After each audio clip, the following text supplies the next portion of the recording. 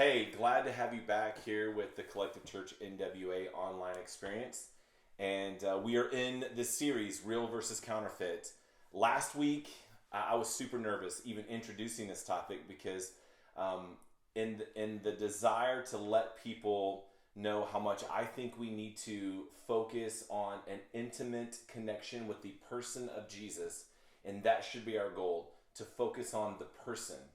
Instead of do we ever just get locked into and maybe take advantage of Jesus, where we just look at what we get from Jesus, where we just look at what he provides, when we just look at the benefits instead of focusing on the person.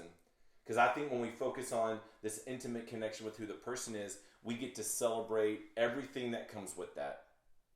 It was just kind of like the example of me with my kids. Like, I want my kids to get to know me, not just be excited for all the things I'm able to give them because of the relationship and the connection that we have. So this whole series has me nervous. Like, I'm nervous from the time I push record to the time that someone sees this. And the reason is because I never want you to hear something that I'm not meaning to say. I never mean to say anything accidentally that seems shaming. But in this idea of real versus counterfeit, I do believe that in my life, I have had some counterfeit views of who Jesus is. And I have jumped through the hoops to get to know that Jesus, instead of the Jesus that I believe that Scripture points out. When we looked at last week, we looked at Colossians 1:15 through 20. We saw that the Scripture pointed out that he is God, a perfect image, the perfect reflection, like looking in a mirror of who God is. That he created everything, that he is a part of creation and is the creator, that he stands outside of time, that he holds all things together, visible and invisible, and the invisible plays a huge part of today, that he's the head of the church, and that what he did on the cross is central to the gospel. See, last week my goal was to help you guys see and to remind myself that I want to know that Jesus as a person intimately. And then everything that comes through that relationship is this incredible thing that I get to celebrate. And today, this other idea of real versus counterfeit is, do we want to focus on a connection-based relationship with the real Jesus? A real relationship with a real person? Or do we find ourselves at times falling into this counterfeit idea of performing for Jesus?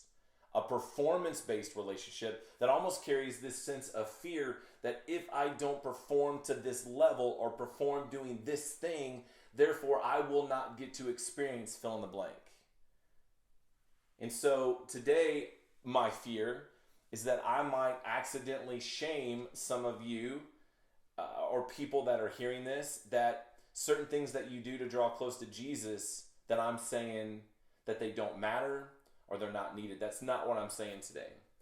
By the end of today, what I'm hoping that we'll all see is that it is the invisible part of who we are, that Colossians 1:15 through 20, that there's in that verse, it talks about the creation of the visible, what we can see. Actually, that word means to be able to see, to be able to view, or the unseen, the invisible, which that word literally means it kind of means not able to be seen, unable to be seen, unseen, the invisible.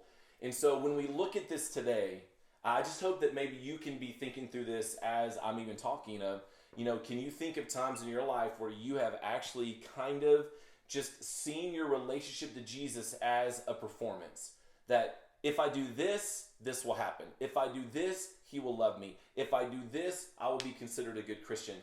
If I don't do this, I never want to talk in church. If I don't do this, I don't want to speak up in small group because I've not had an official time that I've set aside each day, and I'm nervous about how that sounds, and being transparent and sharing that.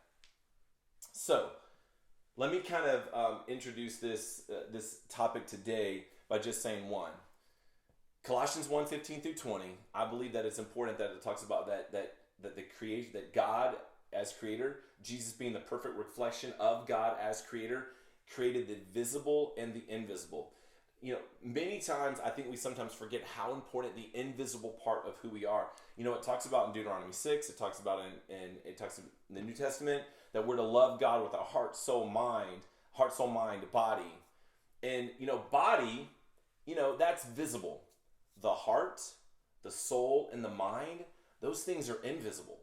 Most of what is talked about in Deuteronomy 6 and later is talked in the New Testament is actually invisible.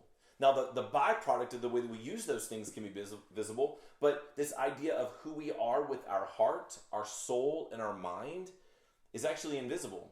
So, in the New Testament, when it talks about heart, soul, mind, and body, 75% of what it's talking about literally is this invisible part that we were created by God with. And when you think about performing, I can think about when I was in band. Now, for those of you that were in band, awesome.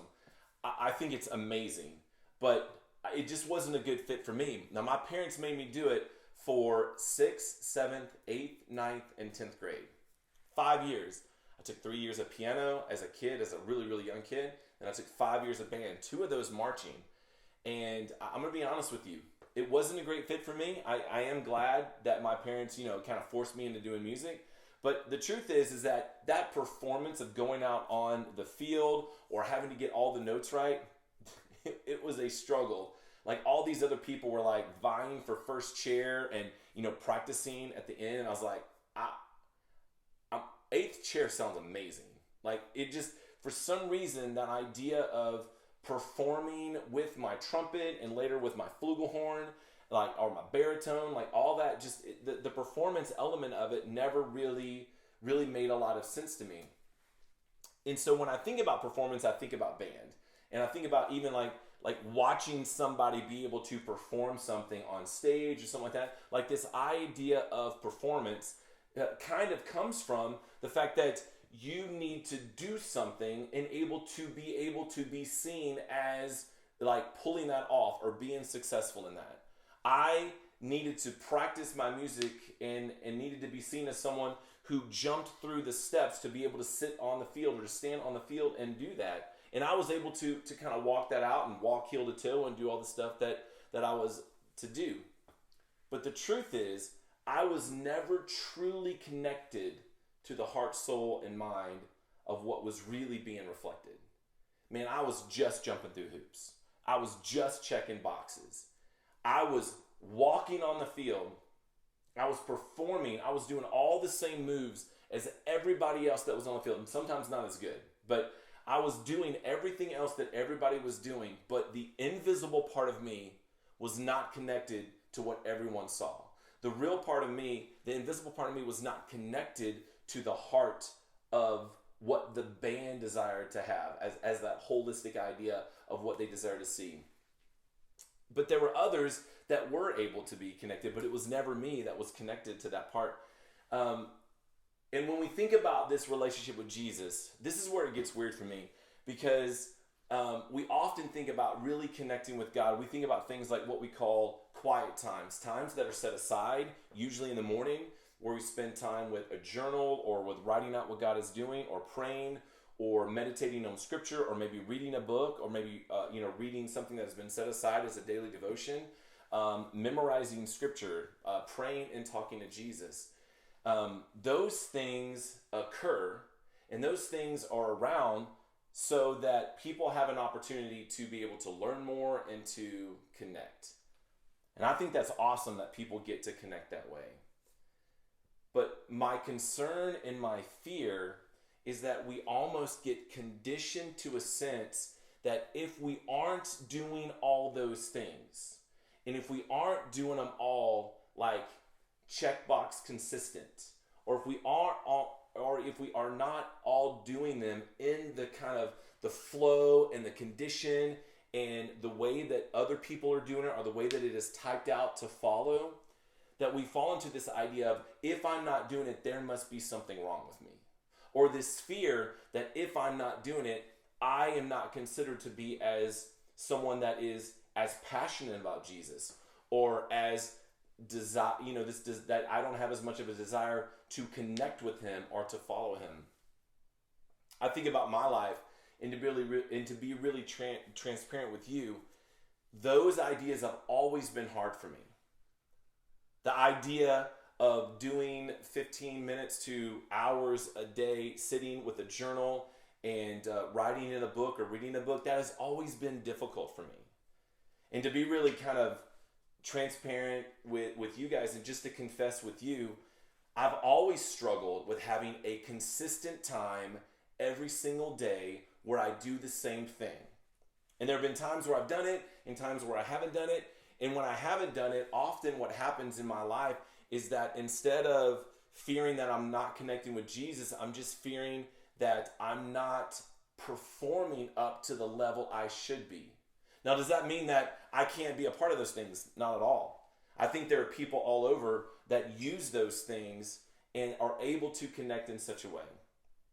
My fear is that we may be conditioned to a point that we look at those things and we go, if we're not doing those exact things, we are going to miss out. When I think the real question is, have we looked at the invisible of what is happening with the heart, the soul, and the mind? Have we looked at the invisible part that Colossians 1 talks about that has been created, the visible and the invisible? So when I talked last week about what it meant for me to connect with Jesus, and it's this idea of thinking about me, hanging out with him, really casual. It's me confessing to him the things that are going on in my life, which is not fun sometimes. It's getting really curious with him of like what is happening, what is going on. It's like my curiosity leads to confessing how that makes me feel, and my confession leads to more curiosity. And then as I have these times with Jesus, what I begin to see and what I begin to notice is that curiosity, that confession, that honest, transparent time where the invisible part of me, my heart, my soul, and my mind are desiring to intimately know the real Jesus, the person of Jesus. What I began to realize is that those things then push me out into this, okay, I need to find in Scripture where this message of hope occurs, where this truth occurs. Or it reminds me of something that I'm like, I need the encouragement from this. Therefore, I will go and I will study and meditate and look at this. Or out of that time of confession and curiosity, it makes me go, man, I need to go spend some time with just me and Jesus, which is really hard for me. Hanging out with just me and Jesus has always been really hard for me. It's like sometimes I literally don't know what to say, and I'm talking to Jesus who doesn't care what I say. But the idea of talking to Jesus makes me think, man, there are specific things that I now need to confess to him. There are specific things I now need to get curious with him. There's scriptures that you think and you go, okay, I've got to make sure, just like it says in the Old Testament, that these things are a lamp and a light, that these are things that I make sure that I'm aware of, that are guiding me into the path that I need to be going.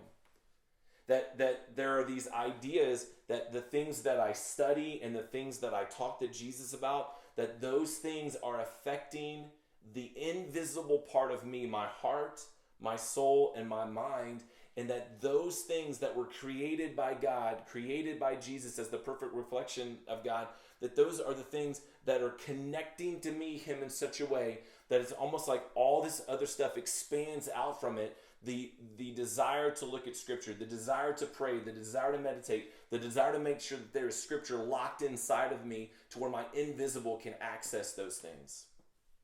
When I think about that, I hope that you can, with me this morning, make margin and space that is where I see Jesus and me unlocked in our place of connection.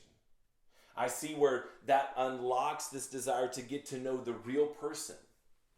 Because often what has happened is I feel like I've had to perform for Jesus, jump through hoops for Jesus, that in order to be where I needed to be, it had to be this template, check mark, checkbox idea of what I had to do in order to do it. And then when I wasn't doing it, there was such shame and guilt and this idea and this fear that I am not who I need to be.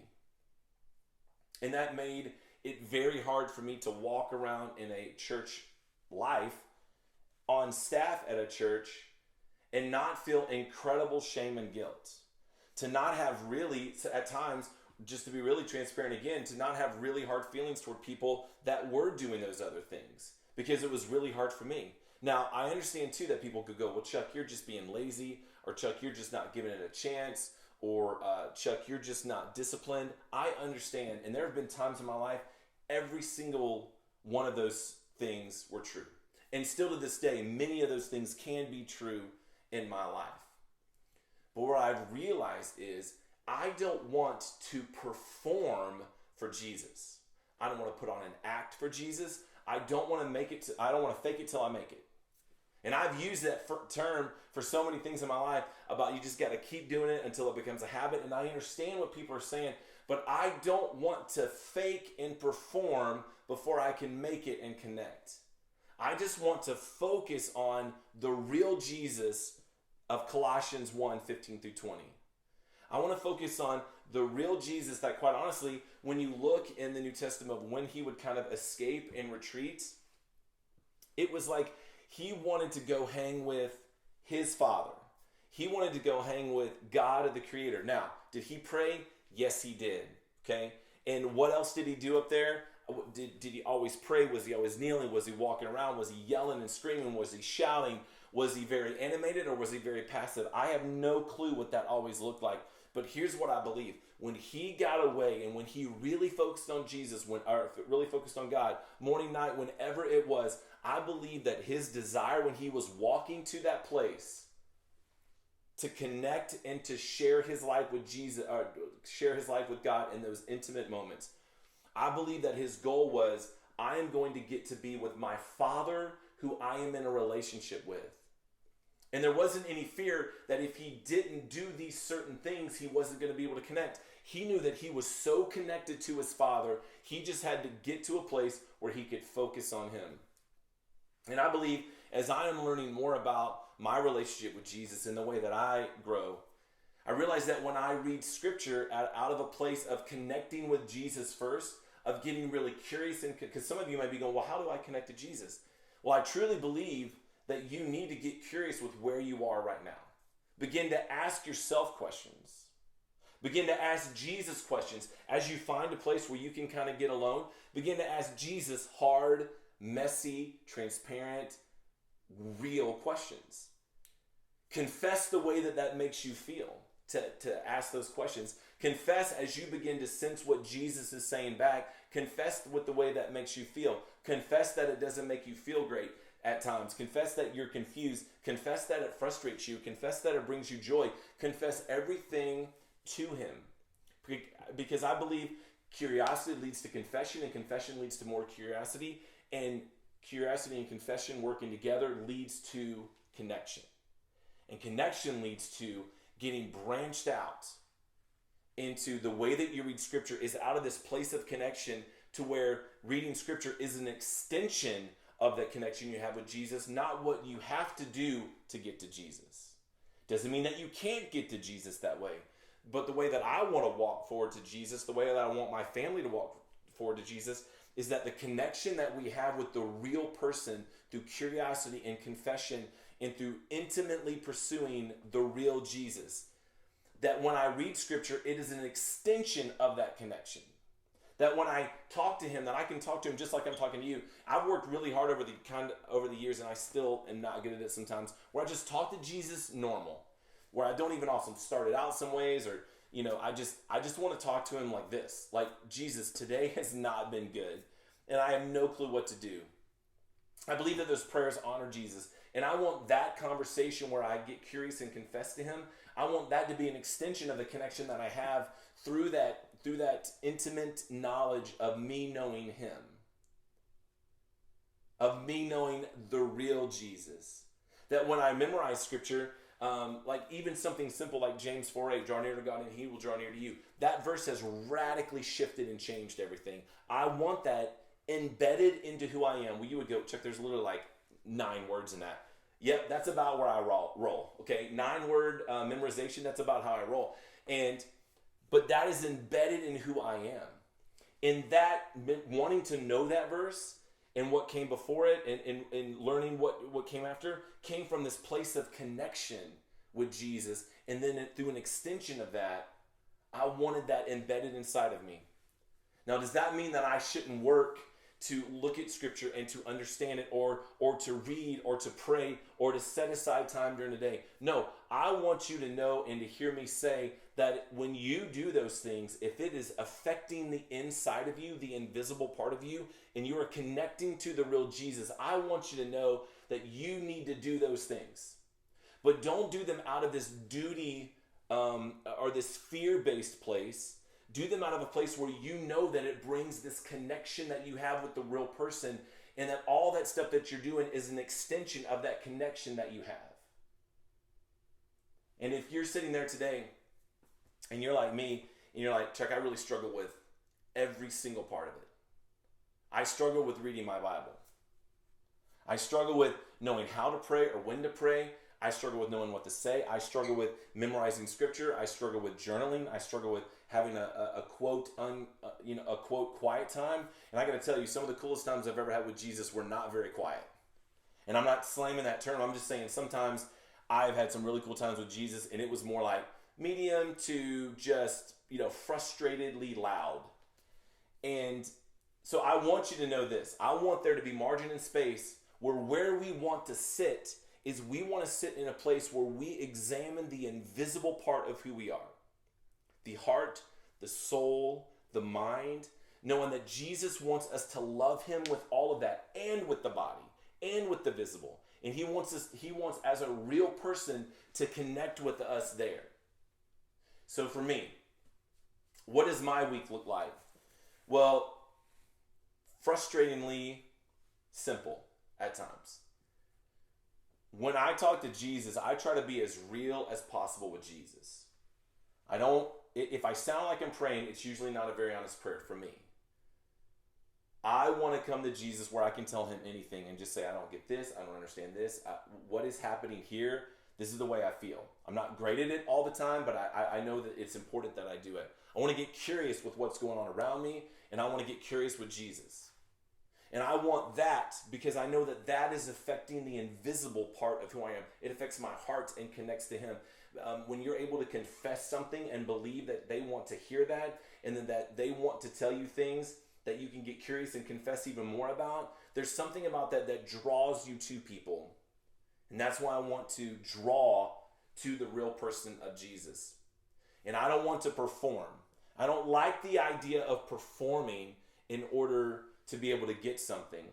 I like the idea of getting close to something. I like the idea of getting close to the person of Jesus, and then all the actions that I see out of that are an extension of that. I talked about my family a lot last week. I really kind of specifically talked about my kids and talked to them about how I want them to get to know me, not just be excited about all the things that they get. I never want my kids to feel like I've handed them a piece of paper and say, every single day, you do these things and I will feel better about your relationship with me. Every single day, I will feel better about you being my son or my daughter if you do 1 through 10, but you at least got to do 2 through 6. I don't want my kids to feel that way. What I want my kids to feel is that they can come to me and they have a desire to get to know me and to confess things to me and to hear me confess things to them, to hear me give truth or to give wisdom to them, for them to get curious about what that means, for me to get curious back with them, and for the real person who are my children and the real person who is their father, that we get to know each other in an intimate way. And therefore, from that, there's an extension of things that we get to experience because of that are great things. And that's what I want with Jesus. That's what I want people in the collective to experience, is such an intimate connection with Jesus that scripture, prayer, meditation, journaling, Bible study, that all those come from this connection that we have with Jesus, and it explodes out from that place of connection and just reaches into places that we never thought we could experience with him.